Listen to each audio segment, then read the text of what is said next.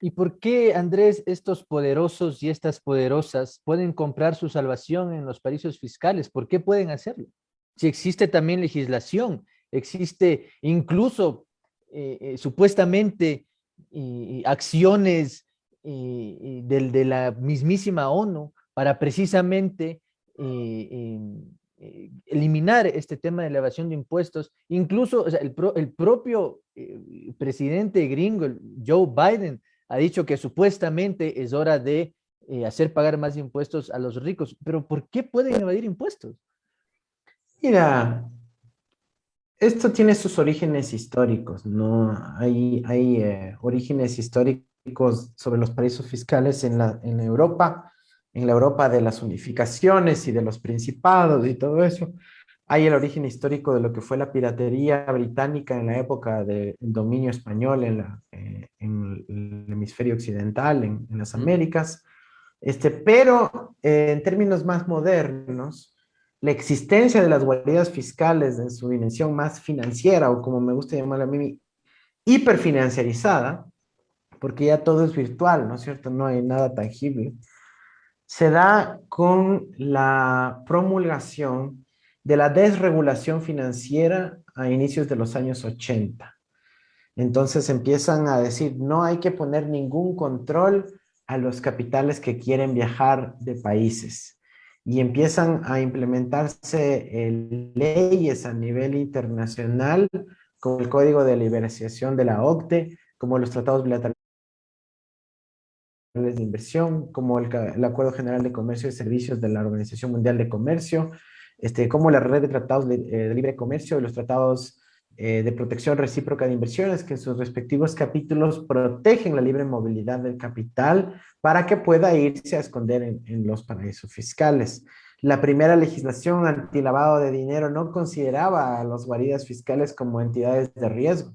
Surgen una serie de bancos de papel en los 80 que terminó impactando muy concretamente en todas las crisis financieras que se han causado, por lo menos en América Latina, y en donde en Ecuador tuvo un impacto directo en la crisis financiera del 99, en la crisis financiera del 99. Ujú.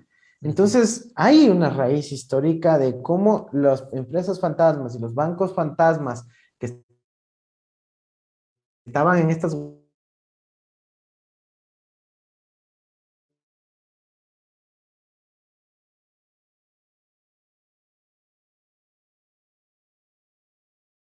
terminaron dando un daño y un impacto tremendo a millones de familias.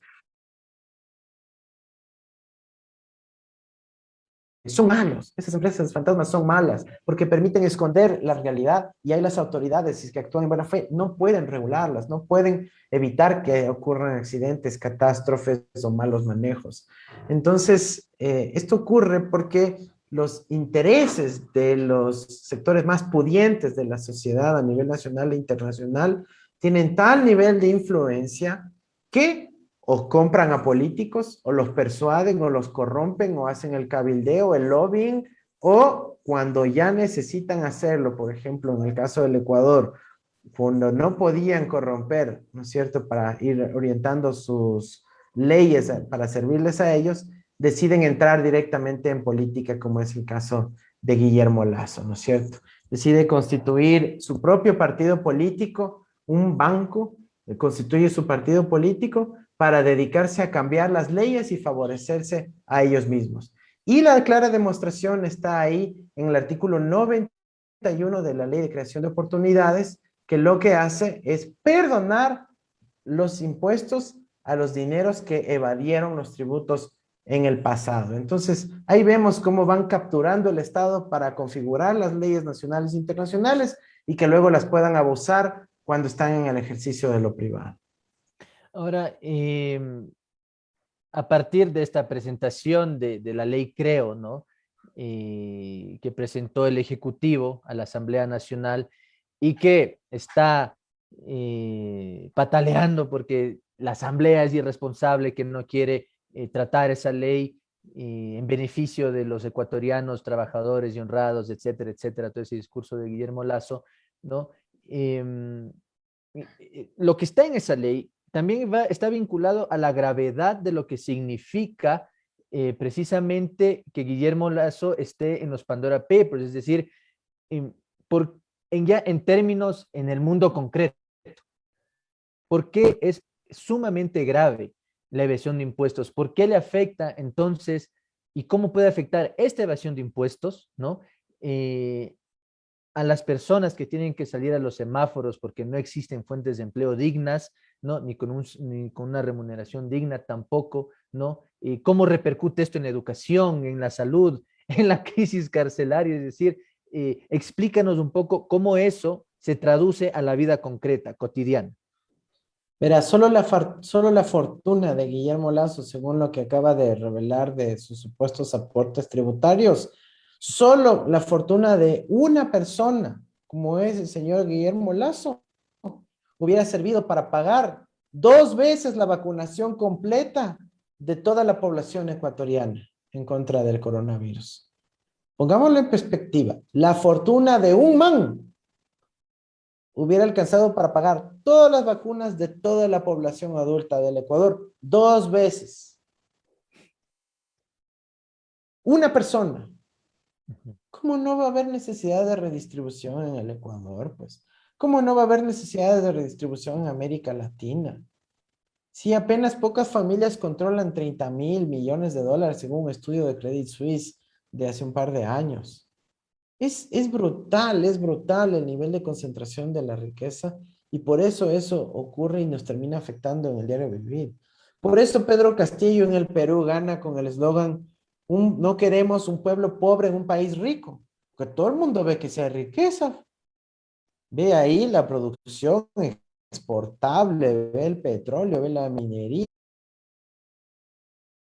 ve el hecho de que haya la posibilidad de desarrollo de infraestructura, ve unas mansiones bonitas, ve la gente que termina sacándose el aire y trabajando, ve las exportaciones, ve los puertos llenos y ve la actividad económica y luego va a la casa y dice, chuta, y sin embargo no hay de qué comer. O tenemos las dificultades para poder pagar las deudas mes a mes. Entonces, ¿por qué ocurre eso? Por la tremenda inequidad, la desigualdad en la concentración de la riqueza, y eso se da por mecanismos de acumulación como las empresas fantasmas en las guaridas fiscales. Entonces, eso nos termina afectando a todos.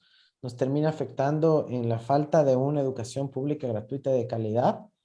Nos termina afectando en que ahora se suspenden, por ejemplo, las operaciones en el sistema de salud pública de nuestro país. Nos afecta porque luego dicen que el IES no recauda suficiente para pagar las pensiones a nuestros abuelitas y abuelitos. Nos afecta porque luego la seguridad se pone tan mal porque a los policías no le dan los implementos y les dicen que a los policías tienen que tanquear ellos mismos de su plata a los patrulleros y a las motos.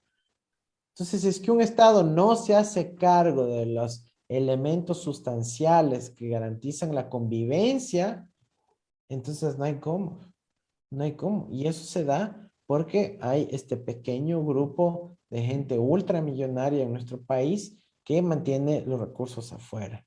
Y los últimos estudios del Banco Central estiman que se tratan de cerca de 27.000 millones de dólares que están afuera. El SRI calculaba para esta ley creando oportunidades que envió Lazo, que iban a recaudar 200 millones de dólares de los impuestos que iban a recaudar por regularizar los dineros que evadieron impuestos y estaban escondidos en el exterior. Así crean en la ley, en el artículo 91. Dice, impuesto para regularizar los activos escondidos en el exterior. ¿Y cuánto quieren recaudar con eso? La serie dice unos 200 millones de dólares. ¿Y la tarifa cuánto es? 5%.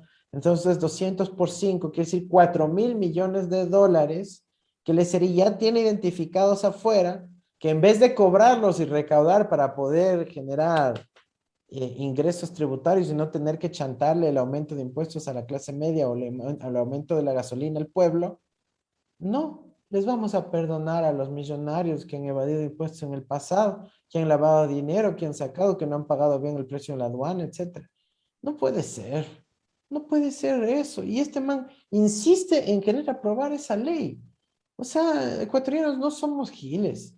Nosotros tenemos criterios, sabemos que aquí lo que quiere el man es beneficiarse él. Sino porque elimina el impuesto a la herencia si solo aplica a los que tienen $1.000.000 para arriba, si no me equivoco. sea, solo es para él y sus panas. Ujú. ¿Por qué quiere eliminar eso? Entonces, ¿para qué? Para que sea rentable el haber invertido tanto en ya 3 campañas presidenciales. Entonces, tenaz eso, Akango. O sea, es doloroso eso, que el país no se dé cuenta de este esquema de realmente cleptocracia y plutocracia que nos está gobernando en la actualidad. Y por eso hay que insistir en que ya dé un paso al costado, porque ya le cachamos los secretos. O sea, ya le revelaron los secretos, ya todavía más dice, no es verdad, no es verdad. Oye, tú mismo reconoces que sí creaste esas empresas y no las declaraste y todavía más quiere quedarse, ya perdió, digamos, ya le cachamos, ya dio un paso al costado. Ah, no, que voy a patalear. Bueno, patalea, entonces viene la destitución. Ahora, Andrés, en varias entrevistas que las he seguido tuyas, ¿no? Has hablado, obviamente, de, bueno, Lazo debe renunciar, ¿no? Y yo estoy de acuerdo con eso, sería lo poco honorable que le sobraría a él, ¿no? Pero también existen mecanismos en donde la Asamblea Nacional también puede actuar en este caso, ¿no? Vemos lo que está sucediendo en Chile, por ejemplo, ¿no?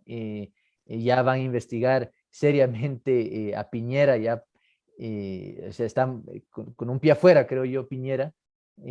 Claro, y el contexto de Chile además es quizá no quiero ser muy pesimista, ¿no? Pero quizá es más favorable el contexto político actual de Chile porque además está en una convención constituyente en donde sería sumamente grave solapar algo como lo que está sucediendo a Piñera.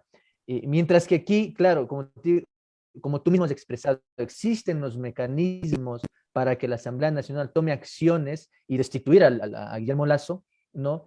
Y eso también repercute en esta inestable institucionalidad en la que nos hemos sumergido desde la época de Moreno, donde Guillermo Lazo ha cogobernado, o sea, eso está ahí, ¿no? Debemos, los ecuatorianos y las ecuatorianas debemos, Andrés, esperanzarnos en que la Asamblea Nacional actúe mucho más allá de que, claro, no tiene el peso político en la Asamblea Nacional Guillermo Lazo como para que se debatan los proyectos de ley que él enviado. Debemos esperanzarnos de la Asamblea Nacional. Pero mira, solo esta última parte que mencionas. O sea, solo tiene que mandar la ley separada en dos.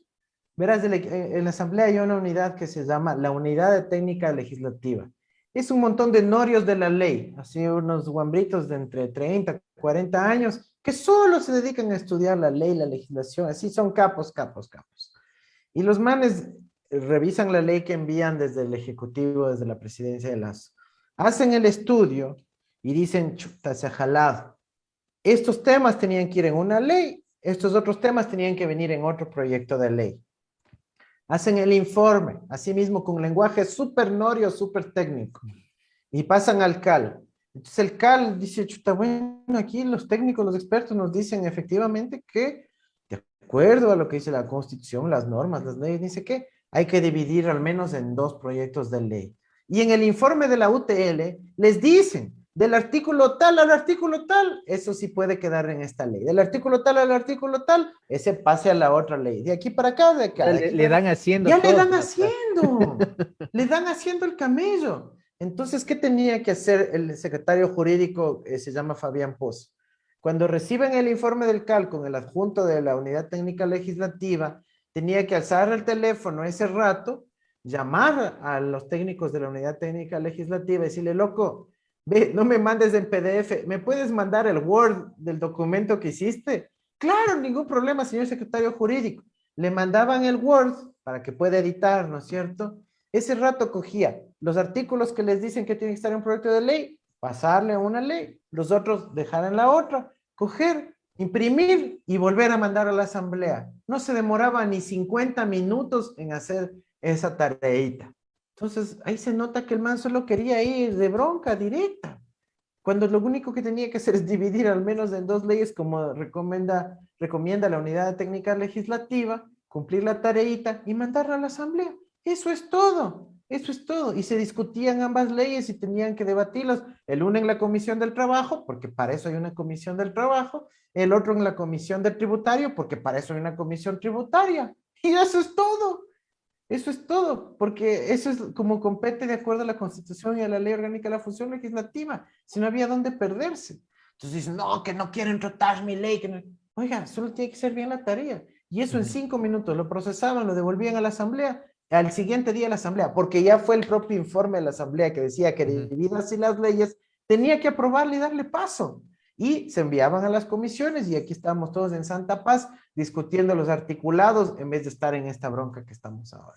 Entonces, ¿qué querían ellos? Ahí se nota, porque discúlpame, Fabián Pozo no es incompetente, no es un mediocre, no es un tipo que ignore la ley, no es un tipo que ignore la Constitución, es un buen abogado. Entonces, no es un tema de falta de competencias ni de capacidad técnica, sino que lo que querían era provocar, querían ir al choque de trenes, querían imponer su legislación a través del Ministerio de la Ley, querían ahí ver alguna interpretación para decir, jaja, le vamos a meter un golazo a la Asamblea y por ende al país, como ya le metieron el gol con el CIADI, ¿no es cierto? Que no pasó a través de la Asamblea.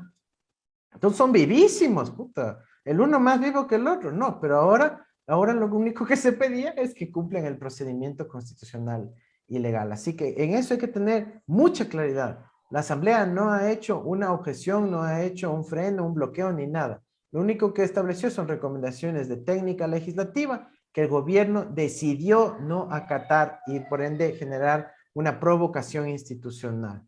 En el otro caso, la Asamblea sí tiene la facultad de investigar y ha decidido remitir la investigación a la Comisión de Garantías Constitucionales. Lo primero que deberían hacer es que se convoque al presidente para que pueda presentar ahí su versión y se respeta el debido proceso, su derecho a la defensa y que proceda a la investigación del caso.